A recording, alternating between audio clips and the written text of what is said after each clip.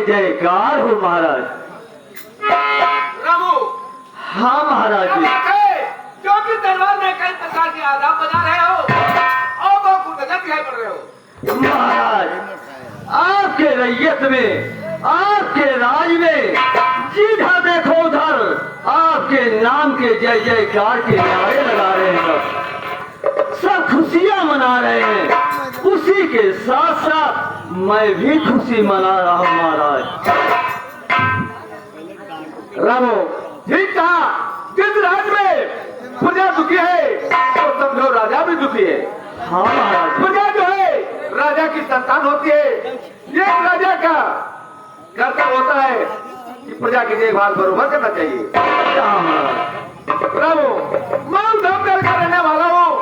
मेरा नाम है महाराजा विक्रम सिंह। एक मेरा छोटा भाई है जिसका नाम है पवन कुमार और मेरी महारानी का नाम है श्रीमती पुष्पावती। हाँ महाराज जी। पवन छोटा सा था तभी माता पिता का स्वर्गवास हो गया।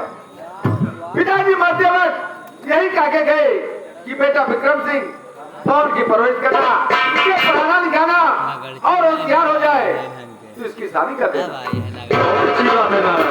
इस समय पवन पढ़ लिख के होशियार हो चुका है और सियाना हो चुका है। मेरा विचार कर रहा है पवन की शादी कर दूं, पिताजी से कहे बच्चों का पालन हो जाए, मेरे भी घर का बोझा हल्का हो जाए। हल्का हो जाए महाराज जी।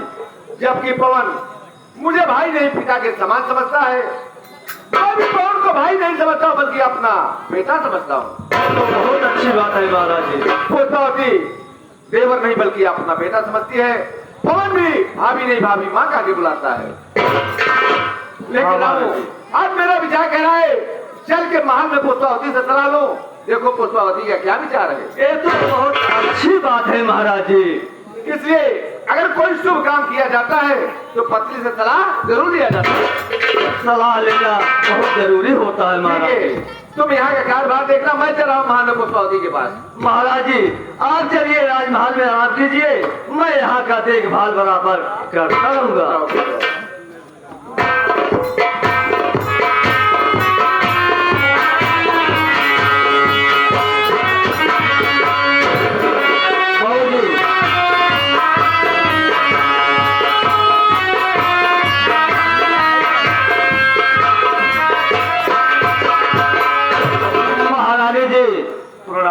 खुश रहो रामू, खुश रहो। देखो रामू, इस राजमहल में हम केवल सिर्फ में 3 प्राण है। हम और हमारे प्राणनाथ और मेरा एक देवर है जिसका नाम पवन है। पवन है। मैं सोच रही हूँ अपने पवन के मैं शादी कर दूं, राजमहल में देवरानी आ जाए और देवरानी के आने से ये राजमहल खुशियों से गुलजार हो जाए महाराज। और मुझको आराम भी मिल जाए। ये तो बहुत अच्छी बात है भाई सब मैं सोच रही हूँ रामू, तुम ऐसा काम करो, तुम जाओ हमारे देवर पवन को निवार करके मेरे पास आओ रामू। जैसी आपकी आज्ञा हमारा जाइए।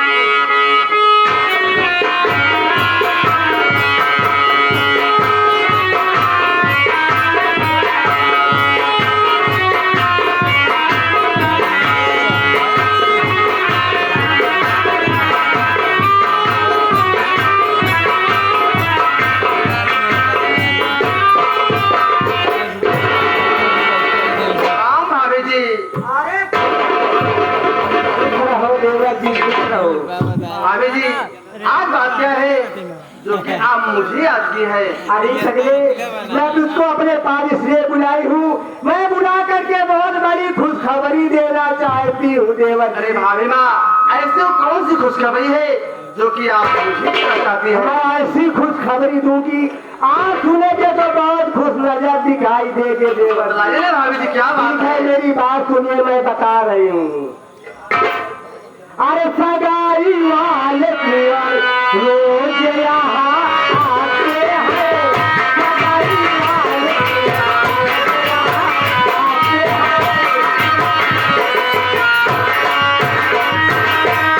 सगाई वाले रोज यहाँ आते हैं। आज भी बाहर आप जाओ, या हम मनाते हैं, बाहर आप जाओ।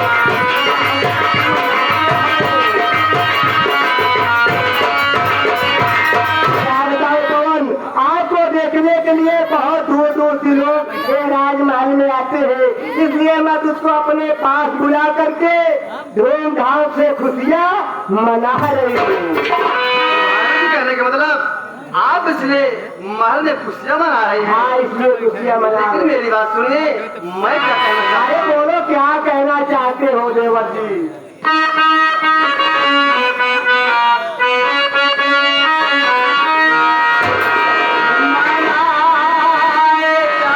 अरे वाह देवर जी, क्या बात कर रहे हो? क्या करते जा रहे हो?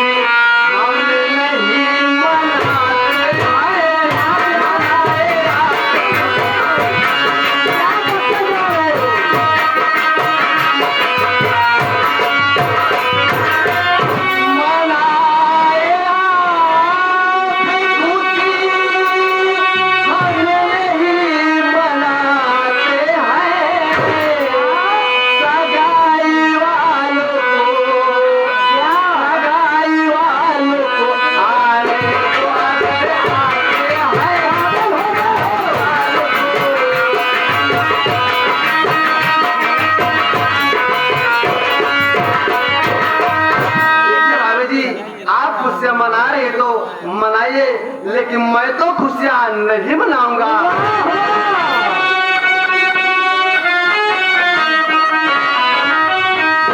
बहू आ जाएगी तो खुशियाँ तुम मनाओगे। आओ देवर अपने मन में भूले नहीं समाओगे।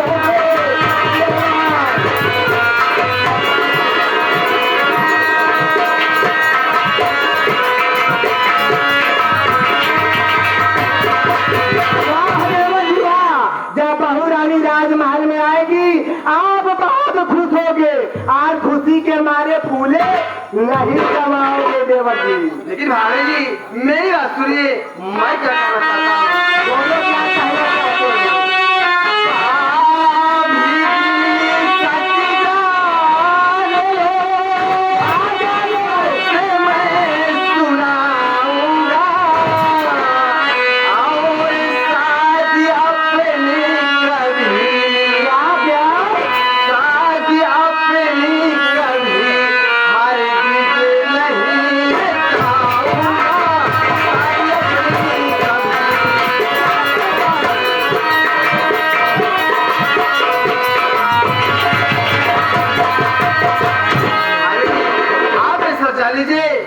मैं अपनी शादी कभी नहीं रचाऊंगा। आप क्यों परेशान हो रही हैं? वाह वाह, तो मेरी भाभी की बात नहीं मानोगे, आप तो मेहरबानी क्यों करोगे?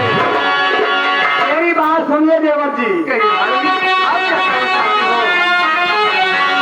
वाह, तुमने कहा कैसे शादी में अपनी रचाओगे तुम? मैं हूँ भाभी तेरी, बात मेरी सुनो, दिल की बात देवर करिए।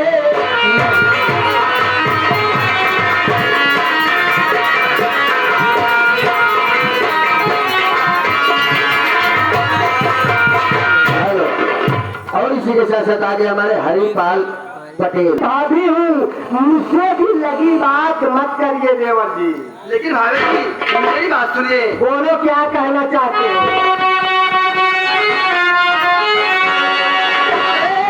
भाभी भाभी नहीं, तुम हो माता मेरी, भाभी भाभी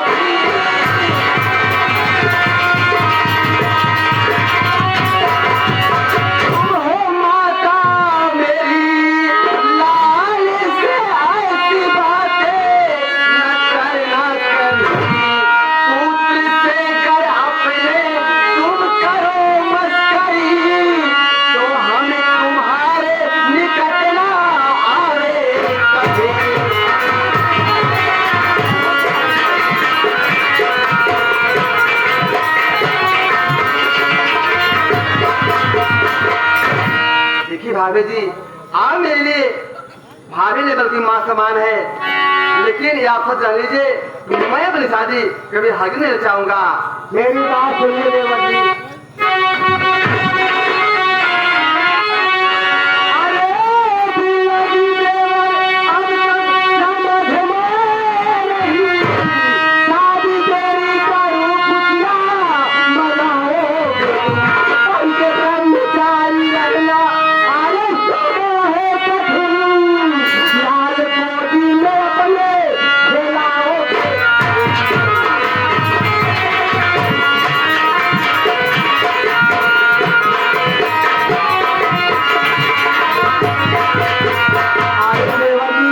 जब देवरानी राजमहल में आएगी, कुछ दिन रहेगी, उसके बाद गोद में बच्चा आएगा, तुम खुश होकर के अच्छे ढंग से लाल को खिलाओगे, आज तुम अपनी प्यारी भाभी को ही भूल जाओगे देवर जी। भाभी भी आप जानना चाहती हैं कि मैं अपनी शादी बताना क्यों नहीं चाहता हूँ? मेरी बात सुनिए।